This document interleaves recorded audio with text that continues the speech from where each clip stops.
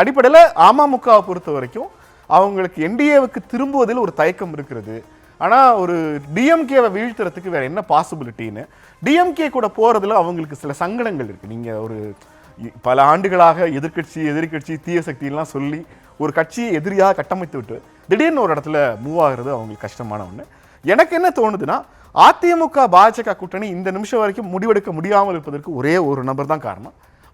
அந்த நபர் பேர் வந்து ஓ பன்னீர்செல்வம். ஓபிஎஸ்க்கு ஒரு சிக்கல் இருக்கு. ஏன்னா டெல்லி வரைக்கும் எடப்பாடி பழனிசாமி போயிட்டு வந்து அவர் என்ன சொல்றாருன்னா, ஓபிஎஸ் சசிகலா இல்லை, அதாவது அவங்க உள்ள என்ன கேட்டாங்க, இவர் என்ன சொன்னாருங்கிற கதையெல்லாம் இல்லை. டெல்லிக்கு வந்தாலும் அமித்ஷாவை பார்த்து விட்டு வந்தாலும் என் ஸ்டாண்டு ஒன்று தான், ஓபிஎஸ்க்கு சசிகலாவுக்கும் இடமில்லை. அமமுகவை அவர் எந்த இடத்துலையுமே இந்த நிமிஷம் வரைக்கும் கட்டண்டிடா ரிஜெக்ட் பண்ணல. வேண்டாம், கூட்டணி கிடையாது, வாய்ப்பு இல்லைங்கிற வார்த்தைகள்லாம் சொல்லலை.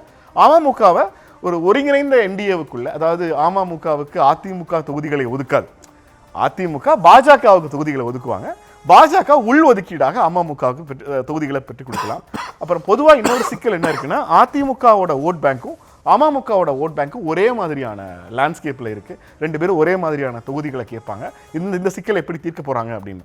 ஆனால் ஓபிஎஸ் எடுக்க போகிற முடிவு தான் உண்மையிலேயே எடப்பாடி பழனிசாமி காத்து கொண்டிருக்கிற முடிவு.